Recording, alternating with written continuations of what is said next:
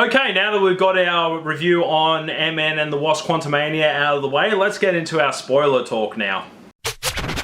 That was a huge spoiler. Say what again? Say what again? I dare you. I double dare you. Now look, even though it says this is a spoiler talk, I am going to be a gentleman and tell you guys that this is your spoiler warning. So if you guys don't want to see or hear anything about Ant-Man and the Wasp Quantumania, get out of this video now. Otherwise, if you guys want to see my non-spoiler review on it, link is here. And anyway, let's start talking about it. Okay, first of all, now, obviously everybody has got very sharp eyes in the trailers, but we've got the MCU debut of MODOK. Now, I'm pretty sure if you guys are wondering, geez, that giant CGI head looks very familiar. Well, that's because that's Corey Stoll, aka Darren Cross from the first Ant-Man movie, returning, but this time he's playing MODOK. Now look, while I do like the idea of MODOK being part of the MCU, the fact of the matter is that seeing him in this movie, like, I kind of feel like he is a bit underutilized in this movie and just played for laughs. See, MODOK is a very powerful villain in Marvel Comics, and for him to just sort of be used as laughs in this movie, I'm kind of a bit annoyed with that. But however, I do love that there are a lot of fan theories out there suggesting that Darren Cross is MODOK and that he would have eventually appeared as MODOK in a future movie, which has been 100% confirmed now. But I just wanted more of MODOK and just that, you know, that evil, you know, tech type of floating head that you guys are used to in the comics and in other media. But hey, we can't always get what we want. I mean, guess what happened to the Mandarin in Iron Man 3? Okay, now probably another elephant in the room that needs to be addressed, and considering that, you know, this actor has sprung a bit of controversy lately. I mean, Bill Murray as Lord Kala is, yeah, like, he's only in it for like a little bit. Like, he's barely in it for like 10 to 15 minutes, and pretty much, obviously, you know, him and Michelle Pfeiffer's character have history in the quantum realm, and yeah, like, obviously they had a relationship as they hinted at, but yeah, it's just yeah, it's kind of interesting that his role was very, very short in this movie. But obviously with the latest controversy surrounding Bill Murray, like, yeah, it probably was a good idea, or, you know, just luck, pure luck that, you know, he had the shortest amount of time in this movie. Okay, now another thing that I do want to talk about is the overall multiverse plot and what's building up throughout the MCU. See, thanks to recent releases of TV shows and movies like Shang-Chi and the Legend of the Ten Rings and Loki Season 1, we're getting like a really big build-up of multiverses and variants. See, first of all, I want to talk about Kang the Conqueror in this movie because throughout the first season, we were pretty much discovering that, yeah, Jonathan Major's character in Loki Season 1 turns out to be a variant of Kang. Now, Kang has got other variants scattered around Marvel Comics and also in other media. And what is interesting about Kang the Conqueror in this version of his variant is that he was pretty much banished from the other Kangs, which we'll get to in the post-credit scene. But it's interesting to see that, yeah, like, the multiverse is starting to build up and is going to be showing a great deal in this one. Now, another thing that's really interesting about Kang the Conqueror in this movie is that he knows the Avengers and knows who some Avengers are. And apparently he has variants of the Avengers in the past. So it is interesting with his character that this version of Kang has visited other universes. And what's another thing that's interesting about this movie as well, that how we discover this is through Janet Van Dyne, played by Michelle Pfeiffer, who has discovered that this version of Kang the Conqueror has been going around and destroying other worlds. Now, I'm pretty sure you guys are wondering as well, how were pretty much the main characters sent back to the quantum realm? Well, I can tell you that simply. See, Cassie has managed to make a beacon type of device that can communicate to the quantum realm, and because of that little device, MODOK managed to track the signal, which then led them into coming into the quantum realm, where they met not only MODOK but also Kang the Conqueror. Now, the thing about the Quantumania movie as well is that in the quantum realm, like I said in in my non-spoiler review, I do get a lot of Journey to the Center of the Earth type of vibe. See, if you watch the Brendan Fraser movie, then you'll know what I'm talking about, is that as they go deeper into this quantum realm, they start to discover other interesting, realms and other interesting locations that are centered around the quantum realm. Now, what I also mean by my Star Wars feel to it is that as you explore the quantum realm, it is populated by other creatures and also other living beings. So you get other type of alien-looking, citizens. You do get humans. Well, they're not really humans, but they look like humans, but they don't call themselves humans, or they're or they're other beings. And you do get other people, like one's like a jelly type of creature where if you drink its ooze, you can be able to listen and communicate with them because they speak in another language. There's a telepathic guy. There's like there's a muscle character in this, like she who is one of the interesting characters in this movie, I have to admit. But even as well too, it's not like Guardians of the Galaxy where like you're in space and you're visiting other planets and these people are aliens. Like,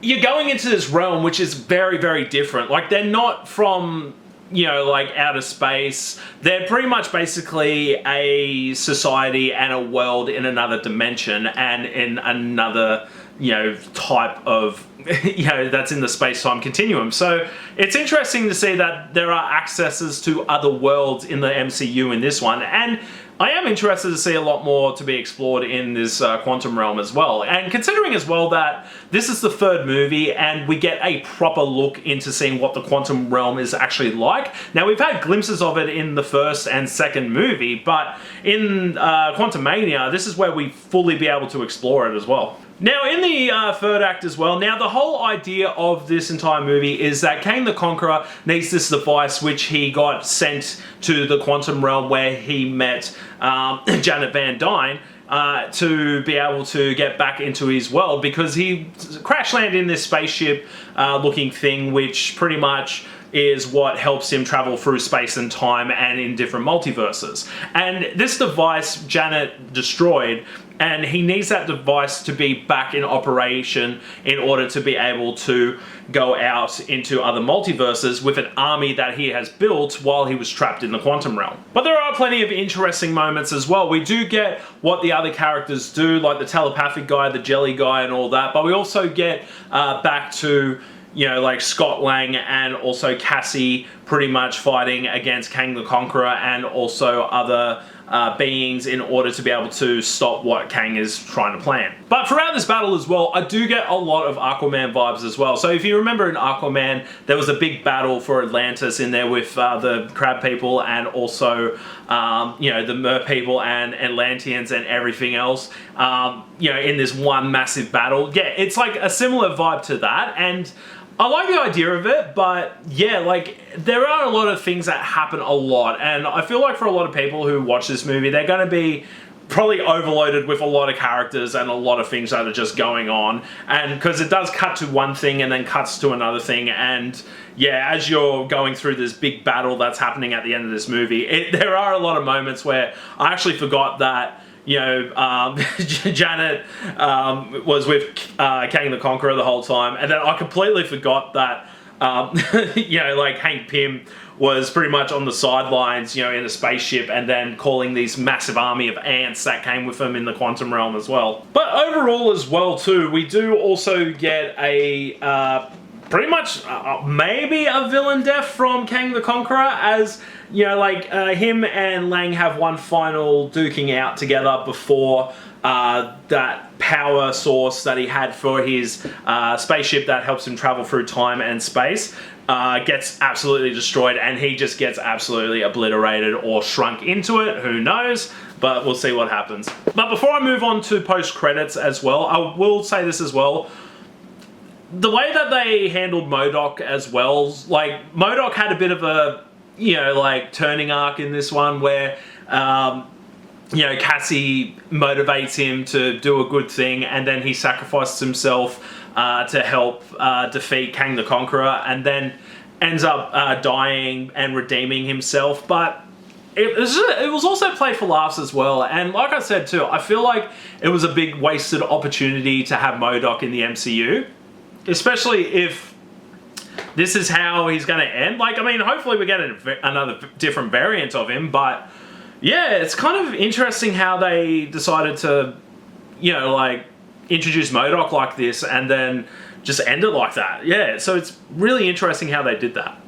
Now, let's get into the post-credit scene. So we'll start off with the post-credit scene number 1. Basically, we get introduced to 3 variants of Kang. So we get introduced to Ramatut, Immortus, and Scarlet Centurion. Now, basically, the 3 variants of Kang are basically discussing about what they were doing with the Exile one and how he was going with the events that were happening in the movie. And sure enough, they start to come to an agreement to get all the variants of Kang into, you guessed it, the Council of Kang. So we're talking about hundreds and thousands of variants of Kangs in this massive arena, which is going to be so interesting. And this is where I was explaining in my non-spoiler review of how Kang the Conqueror feels like a much bigger threat than Thanos was when he was introduced. Like, we're talking, like, there are different variants, and the 3 that I mentioned as well are the most powerful variants of Kang. So it's going to be very interesting to see what's going to happen in future MCU movies when Kang is reintroduced as well.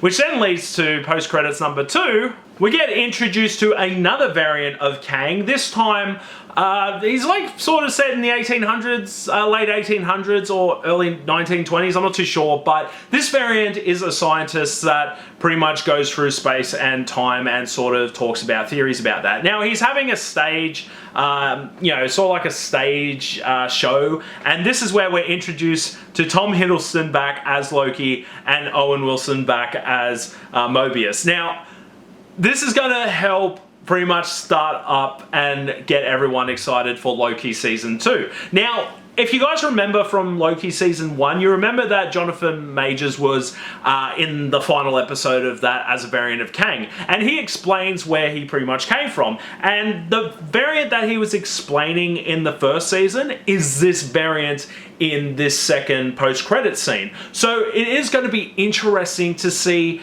Kang return, but also we are guaranteed he's going to return, considering that after the post-credits scene there was big bold letters saying Kang will return. So it's going to be interesting to see where this all connects as well. And also as well, the reason why Loki is pretty much part of this post-credits scene as well is because pretty much the whole point of Loki Season 1 was that people were messing with the timelines and the fact as well that there's different variants that were introduced in that season. And this is pretty much carried over to Quantumania, and then this is where everything's going to kick off with this whole multiverse plot that's happening in future MCU movies. Now look, after discussing about the spoiler territory in this movie, my overall opinion, I am curious to see what's going to happen in future MCU movies. Now, especially as well, I'm starting to get drawn a bit more into this whole multiverse stuff as well that's happening, along with either different timelines, different variants, you know, things that are happening that could destroy the universe. And especially as well, this is going to be leading up to another Avengers movie in the near future.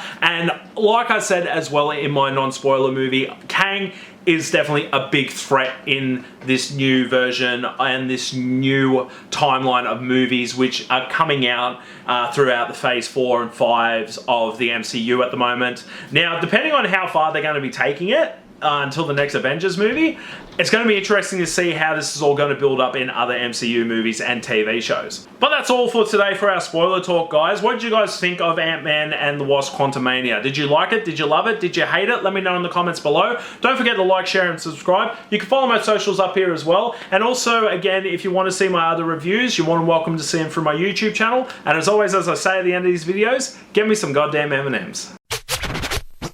Miss Hoover, the movie's over. Down in front.